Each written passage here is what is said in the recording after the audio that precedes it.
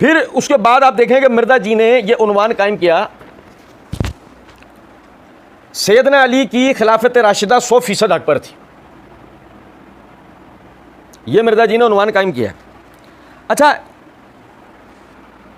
ऐसे ही ज़रा जहनों में ख्याल लेकर आएँ आप हज़रात जितने यहाँ पर बैठे हैं, अब तक की उनकी जो उम्र और तजुर्बा है उसके मुताबिक कोई अब तक ऐसा आदमी देखा है जो अली रज़ी अल्लाह तआला अन्हु को खुलफा राशिदीन में से खारिज मानता? देखा है? किसी के बारे में सुना है? तारीख़ी एतबार से सुना कि फ़लाँ आदमी अमीरुल मोमिनीन अली बिन अबी तालिब रज़ी अल्लाह तआला अन्हु को खुलफा राशिदीन में से खारिज मानता था? नहीं है, भी नहीं। मसला सारा ये है, ये बात करने का मतलब क्या है, मैं आपको इसका एक मंतकी नुक्ता बताता हूँ। जब मिर्ज़ा जी ये उन्वान कायम करते हैं कि सैयदना अली रज़ी अल्लाह अन्हु की खिलाफत राशिदा 100% हक पर थी, आपने उनके साथ कहा जी बिल्कुल ऐसे ही है, वह आपके लिए थी या उस दौर के लोगों के लिए भी थी? अब आपने जवाब के अंदर कहना है कि जी उस दौर के लोगों के लिए भी थी।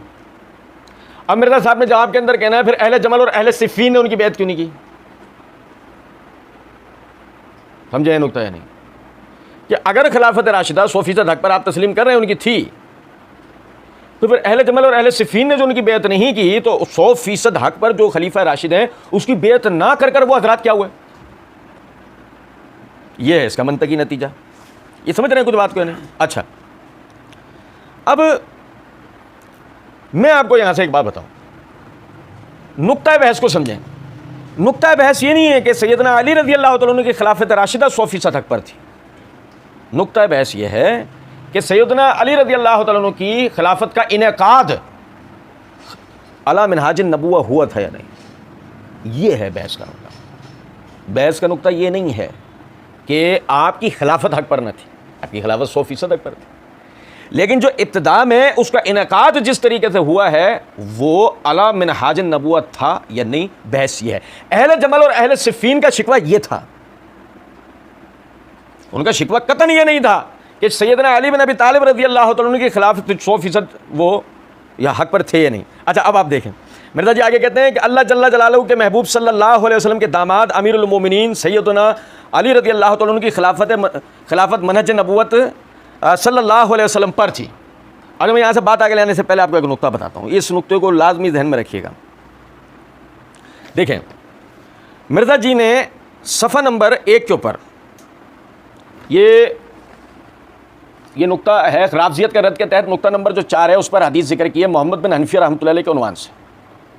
सही है? अब यहाँ ज़रा गौर कीजिएगा कि जब सैयदना उस्मान रज़ी अल्लाह तआला अन्हु का नाम आ रहा है ना, तो मिर्ज़ा जी ने ना तो कोई दामाद रसूल लिखा है, ना कोई अमीरुल मोमिनीन लिखा है, कुछ भी नहीं लिखा यहाँ। लेकिन इसी पर आप देखें कि नीचे ऊपर जब सैयदना अली रज़ी अल्लाह तआला अन्हु का नाम आया तो साथ में अमीरुल मोमिनीन लिखा हुआ है। अच्छा, इसी तरीके से अब आप यहाँ देखें कि जब मिर्ज़ा जी ने यहाँ पर अल्लाह के महबूब सल्लल्लाहु अलैहि वसल्लम के दामाद अमीरुल मोमिनीन सैयदना अली बिन अबी तालिब रज़ी अल्लाह तआला अन्हु की खिलाफत मनहज नबुव्वत पर थी, ये उन्वान कायम कर लिया, दामाद रसूल, बेहतरीन। लेकिन उसी के बाद आप नीचे देखें सैयदना अली जमल और सुफ़ैन में हक पर थे, इसके तहत ही ये देखें ये दोबारा से नाम आ रहा है उस्मान रज़ी अल्लाह तआला अन्हु का, लेकिन ना दामाद रसूल लिखा गया, ना अमीरुल मोमिनीन लिखा गया। कैसी हल्की सी बात लगती है बधाए, लेकिन आप समझें कि एक आदमी एक ही सफ़े पर अली रज़ी अल्लाह तआला अन्हु का जब नाम लेता है तो अमीरुल मोमिनीन लिखता है, फिर मज़ीद उनकी मनक़बत व फजीलत बताते हुए दामाद रसूल भी लिखता है, लेकिन वो कहता है मैं अहले सुन्नत। लेकिन जब सैयदना उस्मान का नाम आता है तो ना वो अमीरुल मोमिनीन लिखता है और न ही वही मनक़बत जो उनके लिए भी साबित है, यानी दामाद रसूल होने की, उसका भी जिक्र नहीं करता। समझे हैं तकय्ये की चादर को कि हम तो मानते हैं, मानने का फ़र्क नज़र आ रहा है। बहरहाल वो कहते हैं कि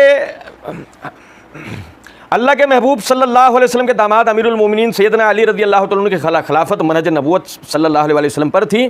फिर नुक्ता नंबर 1 के तहत लिखते हैं, तर्जुमा सही हदीस अमर बिन मैमून ताबी रहमतुल्लाह अलैह का बयान है कि जब अमीरुल मोमिनीन सैयदना उमर रज़ी अल्लाह तआला अन्हु को ज़ख्मी हालत में शहादत से पहले लोगों ने अपना खलीफा बनाने के मुतालिक अर्ज़ की, तो आप रज़ी अल्लाह तआला अन्हु ने इरशाद फरमाया, मैं इस मामले में इन 6 के अलावा किसी और को खिलाफत का अहल नहीं समझता कि जिनसे रसूलुल्लाह सल्लल्लाहु अलैहि वसल्लम अपनी वफ़ात तक राज़ी रहे।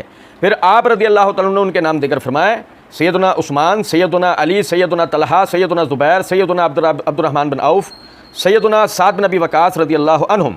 फिर इन 6 सहाबा रज़ियल्लाहु अन्हुम में से 4 दस्तबरदार हो गए और फिर सब ने मिलकर 2 बाकी बचने वाले सैयदना उस्मान रज़ियल्लाहु तआला अन्हु और सैयदना अली रज़ियल्लाहु तआला अन्हु में से सैयदना उस्मान रज़ियल्लाहु तआला अन्हु को चुन लिया। अब उसके बाद मिर्ज़ा जी ने ब्रैकेट के अंदर लिखा है, बस सैयदना उस्मान रज़ियल्लाहु तआला अन्हु के बाद खिलाफत पर सिर्फ सैयदना अली रज़ियल्लाहु तआला अन्हु का हक था। मिर्ज़ा साहब ने इसके लिए सही बुखारी हदीस नंबर 3700 का हवाला भी दिया है और हमने इसके ऊपर तफसीली बात जो है मिर्ज़ा इंजीनियर की हकीकत पार्ट 15 के अंदर वो कर रखी है। सरदस्त एक नुक्ता गौर तलब है, देखिएगा।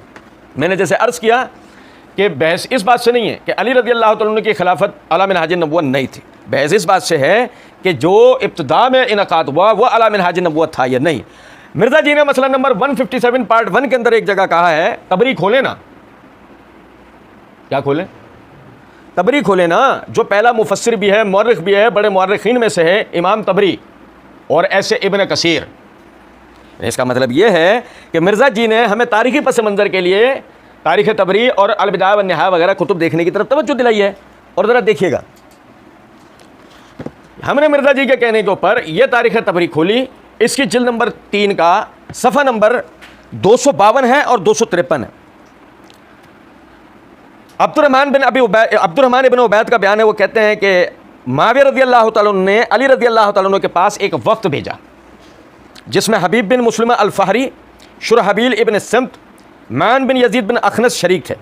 जिस वक्त ये वफ़्द अली रज़ियल्लाहु अन्हु के पास पहुंचा, मैं वहाँ मौजूद था। हबीब इब्न मुस्लिमा अल-फ़हरी ने पहले अल्लाह की हम्द सना बयान किया और उसके बाद कहा, सैयदना उस्मान रज़ियल्लाहु तआला अन्हु यकीनन एक हादी खलीफा थे, अल्लाह अज़्ज़ा व जल्ला की किताब पर अमल फरमाया करते थे और अल्लाह के अहकाम को बजा लाते। तुमने उनकी ज़िंदगी अजीरन बना दी, तुम उनकी मौत के ख्वाहां थे, तुमने उनसे दुश्मनी बरती और उन्हें शहीद किया। अब ए अली, अगर तुम ये कहते हो कि तुमने उस्मान को कत्ल नहीं किया तो कातिलीन उस्मान को हमारे हवाले कर दो ताकि हम उन्हें उस्मान के किसास में कत्ल कर दें। नीज़ आप ये खिलाफत लोगों की राय पर छोड़ दीजिए ताकि वह आपस में मशवरा करके जिसे चाहे खलीफा बना ले। इस पूरे पैरा के दीगर उन्वानात और दीगर एतराज़ात से हमें बहस नहीं है, क्योंकि हमने सहाबा बहैसियत हुक्मरान उम्मत में इस पर तफसीली कलाम किया है। सिर्फ एक नुक्ते पर तवज्जो दिलाना मकसूद है जो इस वक्त हमारा मौजू है कि अगर सैयदना अली रज़ियल्लाहु तआला अन्हु का इब्तिदा के अंदर खिलाफत अला मिनहाज नबुव्वत मुनक्कद हुई थी तो वो जुर्रत भी कर सकते थे ये बात कहने की कि आप खिलाफत लोगों की शूरा की मुशावरत पर छोड़ें ताकि वो शूरा की मुशावरत के तहत खलीफा बनाए।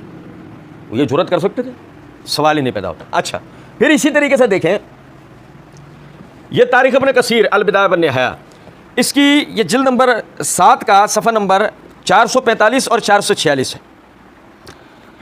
वो कहते हैं कि सैयदना उस्मान रज़ियल्लाहु तआला अन्हु की शहादत के बाद मदीना इस पोजीशन में रहा कि गाफ़की बिन हर्ब उसका अमीर था और वह इस आदमी को तलाश करते रहे जो अमीर के क़याम के बारे में उनकी बात मान जाए।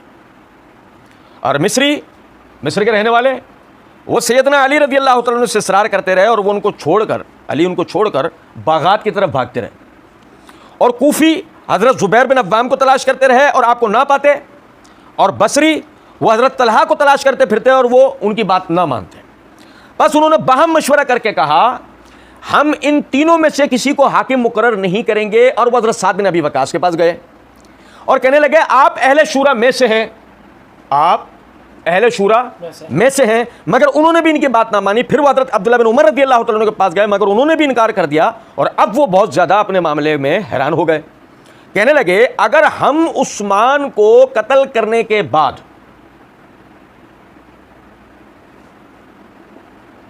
यहां से जागने की जरूरत है, हम उस्मान को कत्ल करने के बाद बगैर इमारत के यानी बगैर अमीर का क़याम अमल में लाए, अगर अपने शहरों की तरफ वापस चले गए तो लोग अपने अमर के बारे में इख्तिलाफ करेंगे और हमें नहीं छोड़ेंगे, हमें नहीं छोड़ेंगे। बस उन्होंने हज़रत अली रज़ियल्लाहु तआला अन्हु की तरफ रुजू किया और आपसे इसरार किया और अश्तर नखी ने आपका हाथ पकड़कर आपकी बैत कर ली और लोगों ने भी आपकी बैत करना शुरू की। और कूफी कहने लगे कि सबसे पहले अश्तर नखी ने आपकी बैत की है और यह 24 ज़िलहज्जा जुमेरात का दिन था।